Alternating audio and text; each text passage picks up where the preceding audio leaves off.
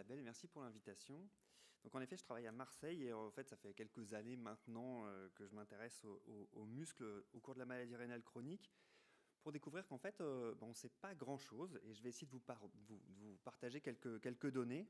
Alors évidemment, on ne peut pas tout dire sur le muscle, hein. Je veux dire, c'est un champ d'investigation tellement large, muscles et reins, mais je vais essayer de vous faire des petits focus pour vous montrer à quel point on est ignorant. Alors pourquoi s'intéresser aux muscles? En fait, le muscle, c'est quand même le plus gros organe du corps humain. Vous avez à peu près 40% de votre corps qui est composé de muscles. Il y a plus de 600 muscles dans votre organisme. Et pourtant, c'est un peu l'éléphant au milieu du salon. Pendant très longtemps, en fait, personne ne s'est vraiment intéressé aux muscles, mais en même temps, il n'y a pas de spécialité médicale myologie, c'est surtout les neurologues qui vont s'y intéresser, à part dans les rares myopathies de l'enfant, mais quelqu'un qui s'intéresse aux muscles dans la situation pathologique chronique, finalement, c'est pas si fréquent. Et puis on a découvert qu'en fait le muscle, c'était pas uniquement un organe avec un rôle mécanique, mais qu'en fait c'est un organe qui sécrète énormément d'hormones, et on s'est tout à coup intéressé à ce muscle, et vous allez voir qu'il est absolument central. Donc pour commencer, je vais vous montrer les effets de la maladie rénale chronique sur le muscle, et puis dans un deuxième temps, on fera l'inverse, je vais vous montrer comment le muscle peut influencer la fonction rénale. Alors, un tout petit point de définition, maintenant tout le monde sait ce que c'est que la sarcopénie, je le redis rapidement. Donc la sarcopénie, c'est l'association d'une diminution de la force musculaire et d'une diminution de la masse musculaire. Donc ça, c'est la sarcopénie. On parle de sarcopénie sévère lorsque cette sarcopénie elle est associée à une diminution des performances physiques. Les performances physiques, c'est ce que vous faites tous les jours, c'est monter un escalier, faire votre lit, aller faire vos courses, c'est les actes de la vie quotidienne. Et je vous montre des données qui mettent en évidence que dès le début de l'insuffisance rénale, on a un risque augmenté de sarcopénie. Donc là, c'est des données anglaises. Vous voyez une cohorte de sujets sains, plus de 400 000 individus.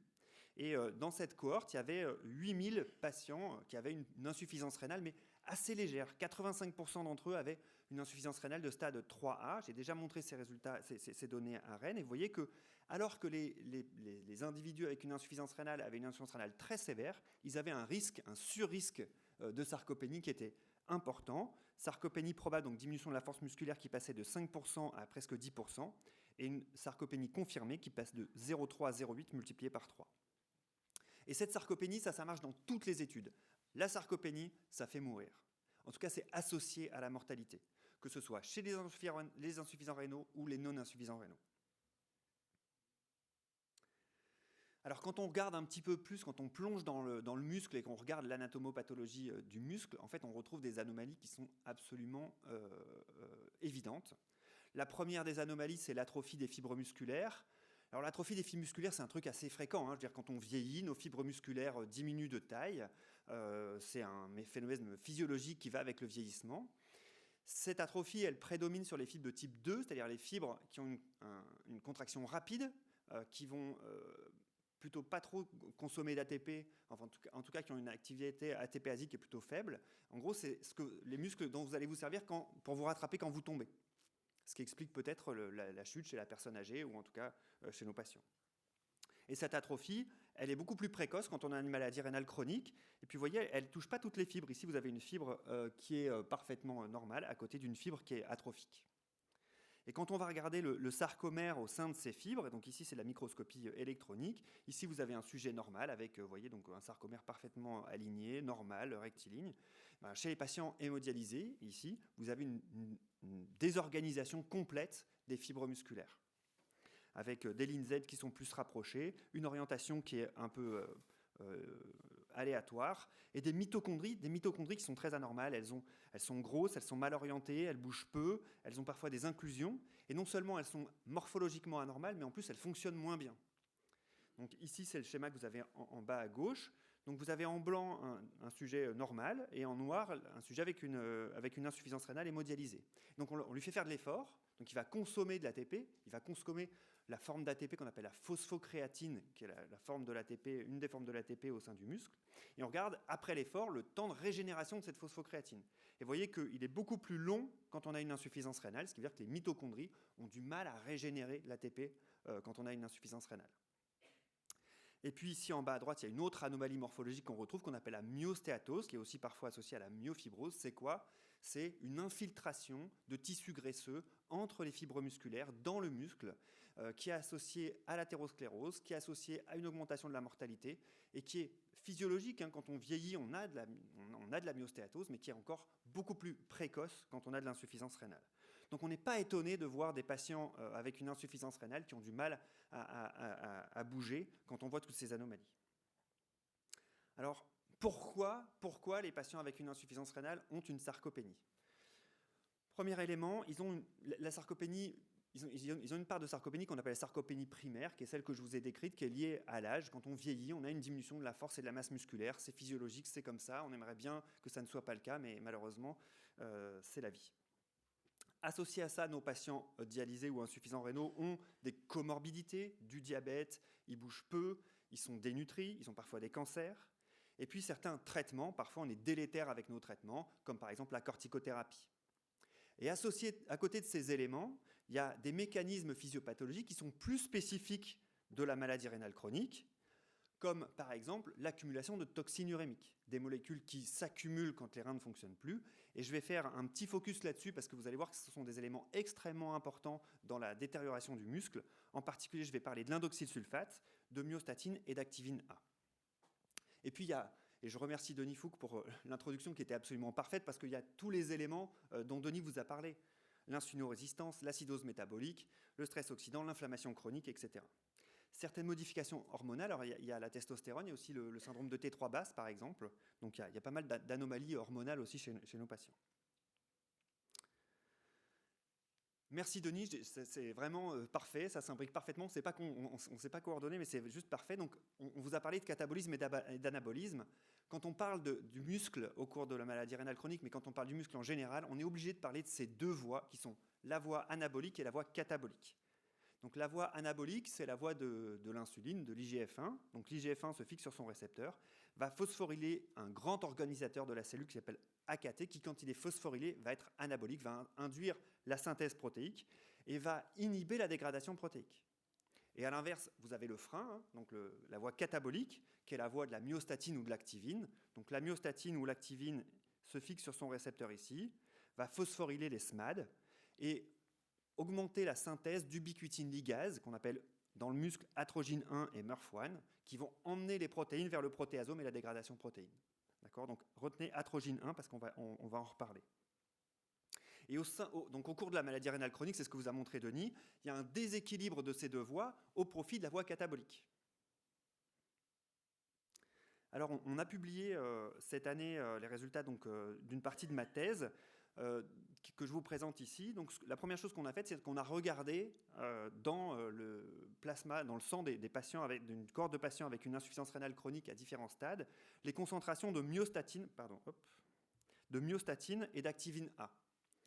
La myostatine et l'activine A, c'est ce qui va activer la voie catabolique. Et ce qu'on retrouve chez ces patients, mais on n'était pas les seuls à l'avoir publié, c'est que donc ces concentrations sont augmentées.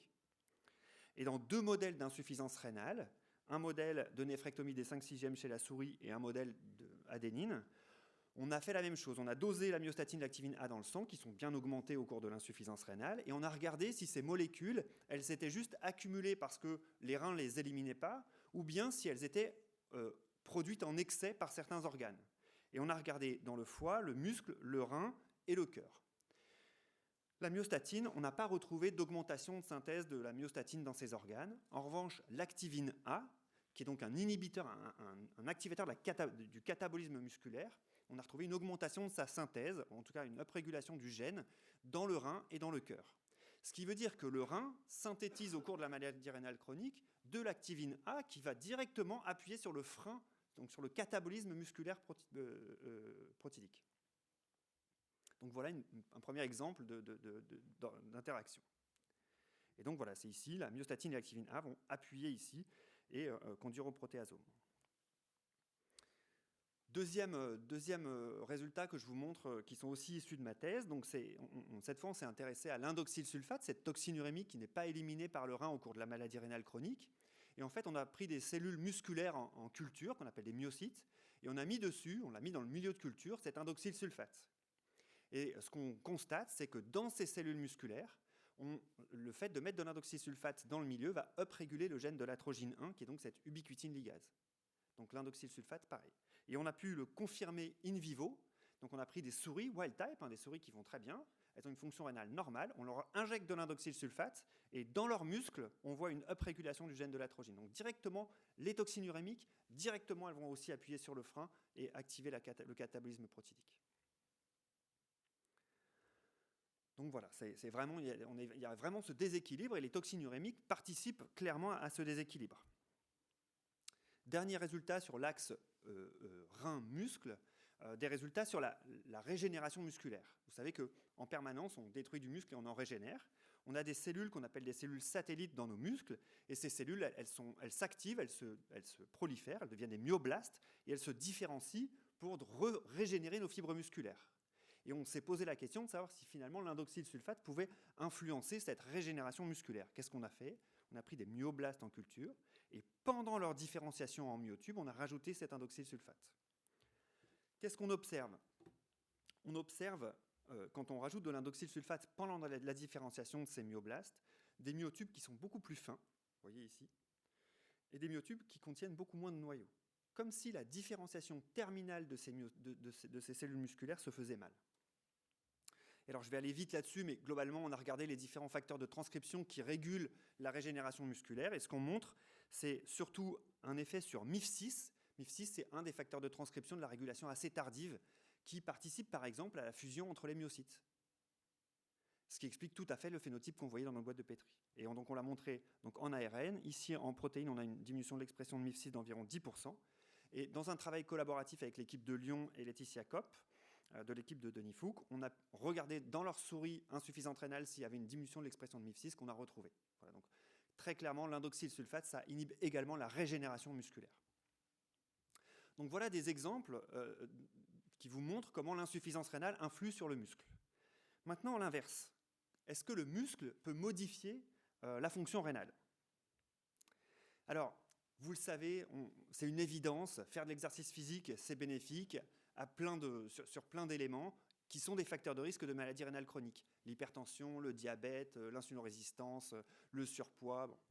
Mais ce n'est pas du tout ça dont je veux vous parler aujourd'hui. Ce que je veux vous montrer, c'est qu'il y a des effets directs du muscle sur le rein. Et ça passe par les myokines, qui sont des hormones qui sont sécrétées par le muscle. C'est quoi les myokines? Les myokines, donc c'est ici vous avez le muscle qui, soit au repos, soit à l'effort, va sécréter des hormones qui vont avoir soit une action autocrine ou paracrine qui vont faire que la masse musculaire va augmenter, le métabolisme musculaire va augmenter, soit qui peuvent être sécrétées dans la circulation et jouer un rôle sur tout un tas d'organes. Le cerveau, la graisse, le cœur, le foie et le rein. Et ces hormones, ces myokines, il en existe plus de 600 qui ont été décrites, mais seuls 10% de ces myokines, on connaît vraiment à quoi elles servent.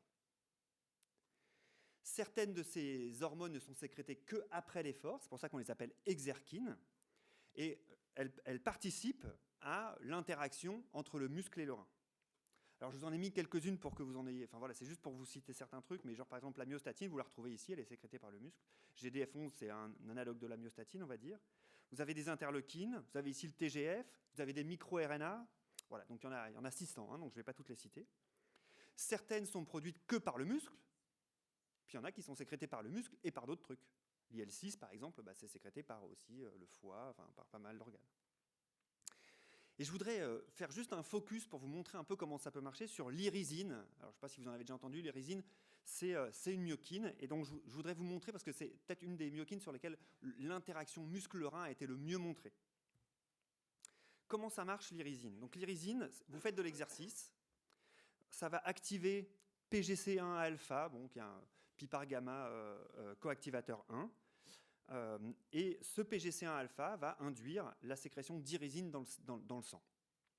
Et cette irisine, elle va avoir pas mal de rôles. Elle va aller, par exemple, au niveau de la graisse. Elle va favoriser la transformation de la graisse blanche en graisse brune, augmenter la thermogénèse, augmenter la consommation de glucose, augmenter le métabolisme. Elle va aller au niveau des cellules musculaires, augmenter l'expression de GLUT4, donc pour faire rentrer le glucose dans la cellule musculaire. Et elle a aussi un rôle sur l'os, sur le remodelage osseux. Eh bien, cette irisine, il y a un excellent papier, si ça vous intéresse, si l'interaction muscle-rein vous intéresse, il faut absolument lire ce papier, qui montre que cette irisine elle a un rôle absolument central dans l'axe muscle-rein. Alors comment ils ont fait dans ce papier? Ils ont pris des souris dans lesquelles ils ont surexprimé PGC1 alpha dans le muscle. Et ces souris, qui allaient très bien, ils leur ont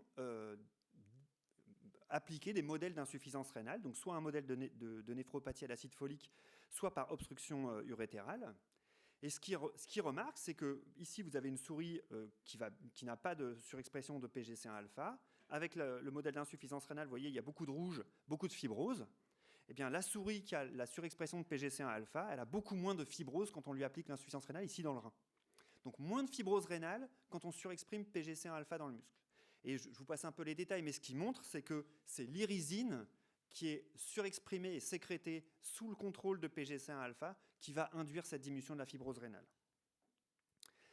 Et ensuite, ils ont des modèles de souris donc avec, à qui ils font une néphrectomie, et cette fois, c'est plus un modèle génétique, mais c'est un modèle d'injection d'irisine. Donc, ils injectent l'irisine en intrapéritonéal et retrouvent les mêmes résultats, donc avec une diminution ici de la fibrose, ici sous forme de collagène ou de collagène 4 ou en coloration Sirius Red ou en immunohistochimie, et une diminution de la glomérulosclérose. Et ces souris, elles ont une diminution de la protéinurie et une diminution de la créatine, donc une amélioration de la fonction rénale, directement par l'injection d'irisine.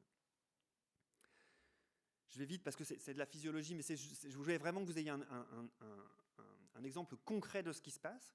Et donc ce qui montre dans ce papier, c'est qu'en fait, je vais y arriver, l'irisine vient se fixer sur le récepteur du TGF, et le TGF-bêta 1, il a été beaucoup impliqué dans la fibrose rénale au cours de la maladie rénale chronique et de la maladie rénale aiguë. Et donc l'irisine va empêcher le TGF de se fixer sur son récepteur au niveau des cellules tubulaires rénales. Voilà. Alors, ce qui est quand même dommage, c'est qu'il y a au moins 3 papiers qui ont montré que l'irisine, quand on a une maladie rénale chronique, sa concentration dans le sang, elle est diminuée. Ici, 19 sujets contrôle versus 38 patients avec une maladie rénale stade 5, donc une diminution de la concentration de l'irisine. Et ici, 45 patients avec une maladie rénale stade 2 avec un taux d'irisine à 21, et 45 patients avec une maladie rénale stade 4 avec un taux à 13. Donc, nos patients en insuffisance rénale chronique manquent d'irisine. Est-ce une piste thérapeutique? Probablement, j'espère. Voilà, donc c'était pour vous montrer un exemple de l'axe muscle-rein directement. Alors, rapidement, quel bénéfice de l'exercice physique au cours de la maladie rénale chronique? J'ai 2 slides pour juste vous montrer l'évidence, mais donc, alors c'est compliqué les études, hein. C'est compliqué de faire de l'exercice physique à un groupe et d'empêcher l'autre groupe de faire de l'exercice physique et pendant un temps long pour avoir des outcomes sur des critères durs. Ici, population générale, méta-analyse, 12 études, 1 200 000 participants. Alors, des designs très différents sur, en gros, est-ce que je fais pas du tout d'activité physique, ou j'en fais beaucoup, ou j'en fais un peu ou beaucoup. Mais globalement, ce qu'on retrouve, c'est que l'activité physique, elle protège la fonction rénale, avec comme critère DFG inférieur à 60. Donc en fait, vous avez un bénéfice à faire de l'exercice physique pour éviter de vous retrouver en maladie rénale chronique stade 3A, voilà la preuve. Donc ça marche. Maintenant, chez les patients, donc ça c'était en population générale, maintenant chez les patients en insuffisance rénale chronique, alors il y a moins de participants, 529 participants dans cette méta-analyse, bon, c'est pas énorme, plein de petites études, globalement ça marche, on manque un peu de niveau de preuve, mais globalement ça marche, avec donc ici, vous voyez, un petit bénéfice à faire de l'exercice physique versus ne pas en faire sur la dégradation de la fonction rénale, dégradation de l'EGFR.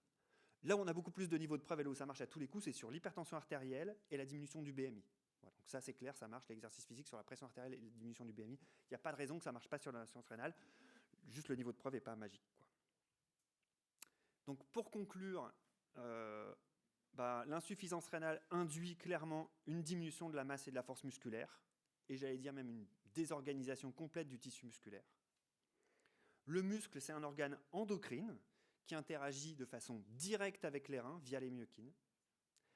Et l'activité physique est néphroprotectrice. Il reste encore un champ infini d'études pour mieux comprendre les mécanismes qui sous-tendent l'axe rein-muscle ou muscle-rein. Et c'est des pistes thérapeutiques possibles. Je veux dire, l'irisine, moi je suis sûr qu'on entendra encore parler. Il faut qu'on avance, quoi. Il faut qu'on décrive mieux ces mécanismes physiopathologiques. Voilà. Et pour finir, je remercie tous les gens qui m'ont aidé pour ma thèse. La thèse, c'est aussi un drôle d'exercice, mais voilà. Donc merci à tous les gens qui m'ont aidé.